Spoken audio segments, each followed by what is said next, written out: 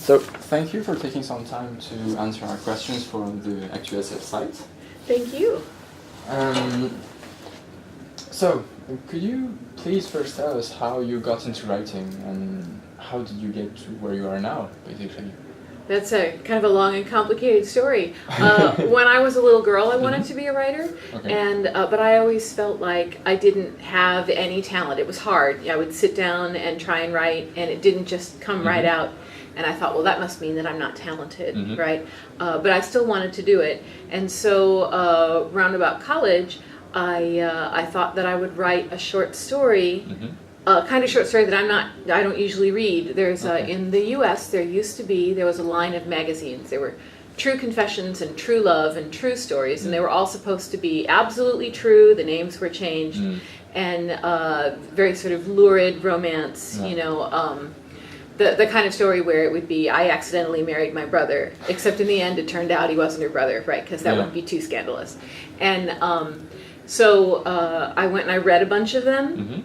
And then I just kind of wrote an imitation of what I had read and sent it in. And it actually sold. But I really did not enjoy reading those stories because they're not, I mean, people like them, but they weren't my kind of thing.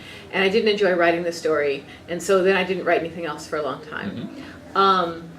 Then eventually I had kids. And I discovered very quickly that the cost of childcare for me to go back to work would be more than my pay was. So I stayed home. And my kids are wonderful. They're adorable. There are no more adorable kids in the world than my kids. But when they were small, they were not very intellectually stimulating company. And I began to feel like my brains were starting to leak out my ears because I would go all day and like talk about noodles and trucks and, you know, nothing. And so I said, I have to do something. And so I thought, well, I'll write.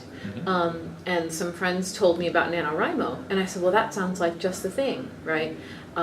So I did NaNoWriMo the 1 year with a novel that was not ancillary justice. I'd already had the idea for ancillary justice, but this novel, I was afraid of writing ancillary justice. It was too hard. And so I wrote a story kind of around the edges of ancillary justice. And at the end, I thought, that's not too bad. That's actually pretty good. So maybe I need to like be serious about the writing. Just sit down and just start writing and start submitting and find out where stuff is. And so after that, I started taking it very seriously. I started writing short stories. I went to a workshop called Clarion West with a lot of fabulous teachers. And eventually I made my first short story sale, and then I just kept writing and kept writing and kept submitting. And then finally I decided I needed to write ancillary justice, which I did, and sold it. I didn't think anybody would buy it, but it's actually pretty good. Okay. So what are your influences and inspirations? That's really hard to say. Oftentimes when I'm like reading an interview with a writer who I admire, and they'll say, well, who are your inspirations? And they'll go, oh, I'm really strongly influenced by so-and-so. And I'd be like, really? Really? I don't see that. I would have said somebody else, but they don't mention them. So it's hard to say. I know that I've loved science fiction since I was a little girl. And when I was in grade school, in my early teens, I was a huge fan of Andre Norton. So I suspect that she's been a strong influence on me. I'm a huge fan of C.J. Cherryh, whose her Foreigner books are just fabulous. I really, really love and have loved since about the time I was reading Andre Norton, Jack Vance. Very old-fashioned in a lot of ways, but really amazing, just amazing writing and amazing images and visuals. And I know that I actually spent a lot of Saturdays when I was a child in the local library, and I read all kinds of things that now I don't remember what they were, right? And I know those are all in there. Yeah, obviously.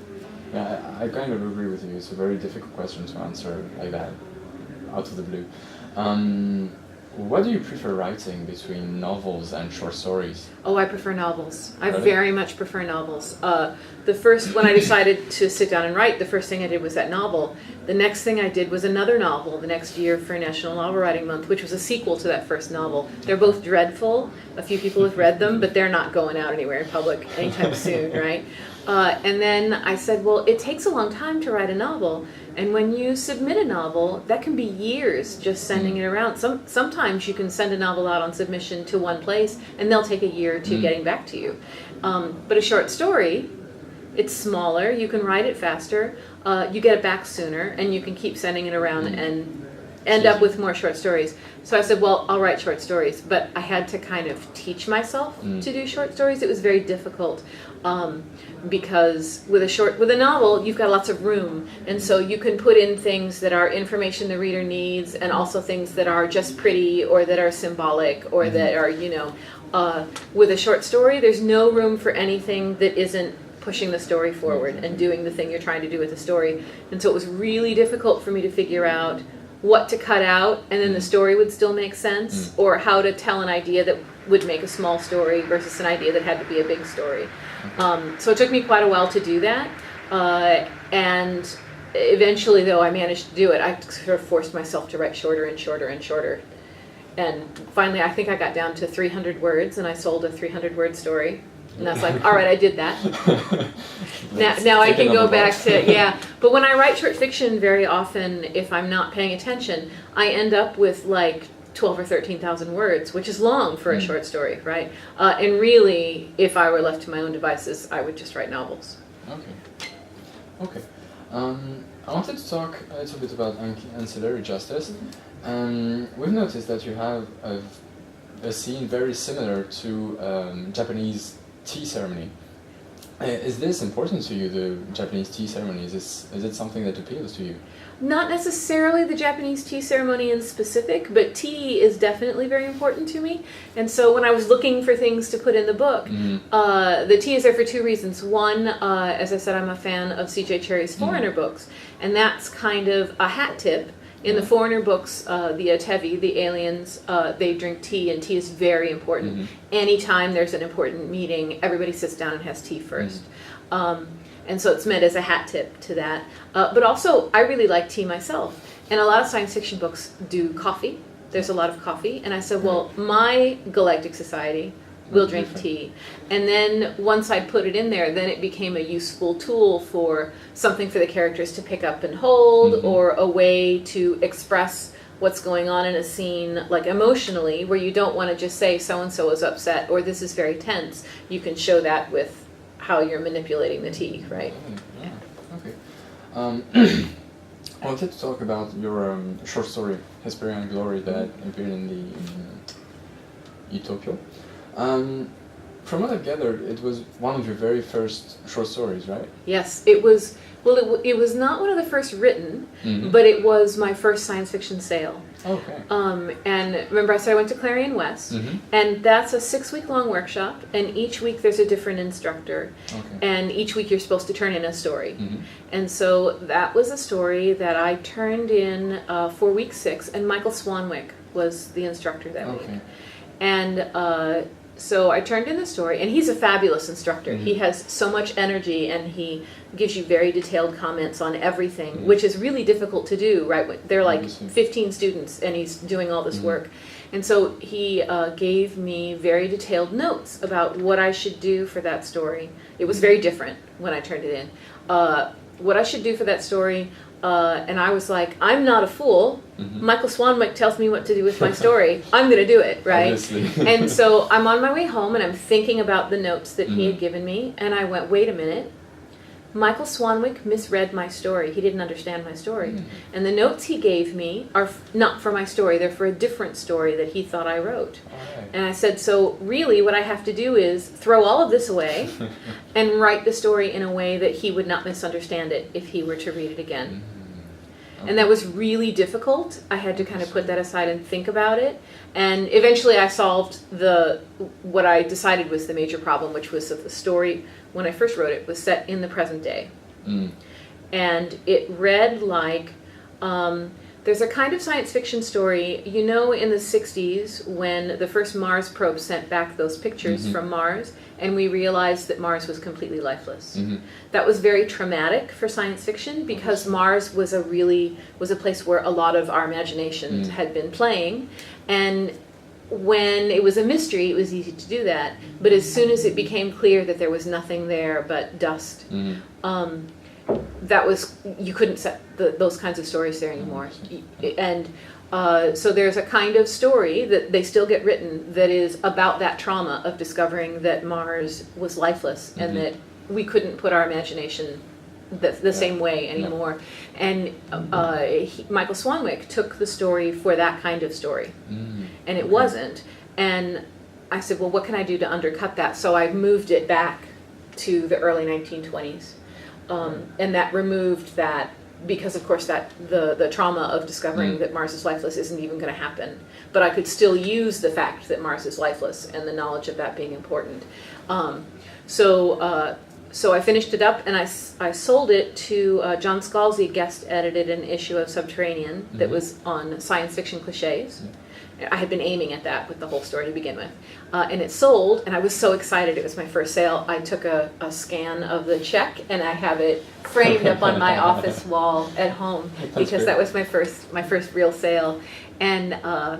And then a few months later, Rich Horton, who edits a Year's Best anthology, contacted me, and he says, I want to put this in an anthology of the best stories of the year. That's great.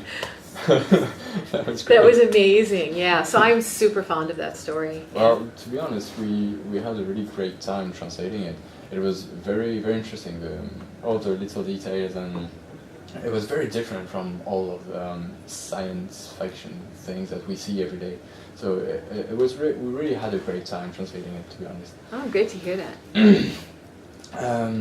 I wanted to come back on a couple of things that I've heard going around the festival. You've taken, well, you talked a lot here, and it was very interesting. I loved everything that you said. But I wanted to come back on a couple of things. Yesterday you were talking about the ships as characters. And you tackled the subject of Star Trek and the Enterprise. I wanted to have your opinion on the differences and how you feel about this new reboot of the series that we're having now. Because to me, I discovered Star Trek when I was very young with my dad, and it was very powerful because it was something. But now it's all CGI. It's very different. I wanted to have your take on this. Yeah, I actually, Star Trek came out the year that I was born. And I watched it when I was very small on reruns, because it had been canceled by the time that I thought Captain Kirk was the most handsome, heroic, you know. So it was always very much part of my life. And I enjoyed, Next Generation came out, and I really enjoyed that. The reboot has some really good features. That cast is amazing. They do such a good job of doing the characters, because you're afraid you only ever see William Shatner as Kirk. How could anybody else be Kirk, right? But Chris Pine does his own Kirk that you feel like is Kirk, but you don't feel like it's a bad imitation of William Shatner. And the same for everybody else in that cast. They do a wonderful job. But I felt like the folks making it, they weren't trying to make a Star Trek film. They were trying to make something that was sort of superficially like Star Trek, that the audience would pay money for. And I also felt like the first movie in particular, obviously there were places where the science was really completely stupid. Red matter, no. But the thing that bugged me the most was, so they've put it in an alternate timeline, and suddenly Spock is in command, and Kirk is junior to him. And I said to myself, now this is interesting. We're going to be in a different timeline. Let's make it different. Okay, sell me on that. Let's go there. Let's see. We already know what happens when Kirk is in command. Let's see what happens when Spock is in command. But they wouldn't commit to it. They did that for the drama, and then at the end, just stupidly, they just said, oh, and by the way, now Kirk is in command, even though we should have just kicked him out of Starfleet after what happened, right?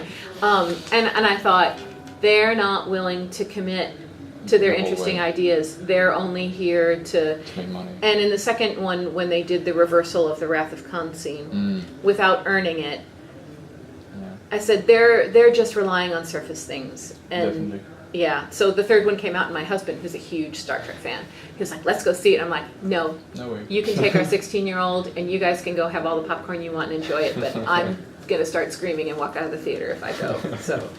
Fair enough. I had another question. Yes, you seem to be very keen on translation issues, which is, for me, very important, very interesting to hear, but how did you come to this? Because for an author, it's very rare that they would be so interested in the translation. I've been kind of interested on a hobbyist level in linguistics. Okay. And linguistics is really, I'm not an expert at all, but it's really interesting to me to see the way different languages work, and what that might mean for how we think about the world, or just that information is just cool, right? And languages are just, when you see, well, it just seems natural to me that I should categorize things a certain way, but then you go to a different language and it's like looking from a whole different direction. I just think that's really awesome. I kind of agree. Okay, what are your future projects? Do you have anything in works right now? Yes, right now I'm putting the finishing touches on a novel that's set in the Roch universe, but not in Roch space, and not those characters in that trilogy. The trilogy's done for now. But it's a huge world. It's got plenty of room for me to tell all kinds of different kinds of stories. So I have that. Novel's almost done, and I plan to have that turned in by the end of next month to my editor, and that should come out, sometime next year. Okay. And after that, I'm contracted for one more science fiction novel to my publisher. I do not know what that will be yet, but it'll be something. And I would really like to write a fantasy novel, so that's something I would really... I want to line up for the future. That's interesting. And finally, the last question, how do you like France? It's been lovely. I have seen very little of it because I touched down at Charles de Gaulle and then hopped on a train. But Nantes has been wonderful. The food is very nice. Boy, I had dinner last night. It was amazing. Have you had crepes yet? Had which? Crepe. Some crepes. No, I haven't had crepes. Last night I had foie gras. And everybody was like, are you sure you want to have that? I'm like, I've never had it. It's something you have to taste. Yes, exactly. And it was pretty good. I don't think I would want to eat it every day, right? But well, I'm going to reassure you on that. We don't eat it every day. that would be like... very heavy, right? Yes, exactly. And so that's been really fabulous. I'm hoping to be able to see more and do more because I've only been for a couple of days. I think I touched down on Friday. France, I've never been to France before this time, so. Okay, very exciting. It is, yeah. Okay, well, thank you very much for your time, and this is it. Excellent, thank you very much.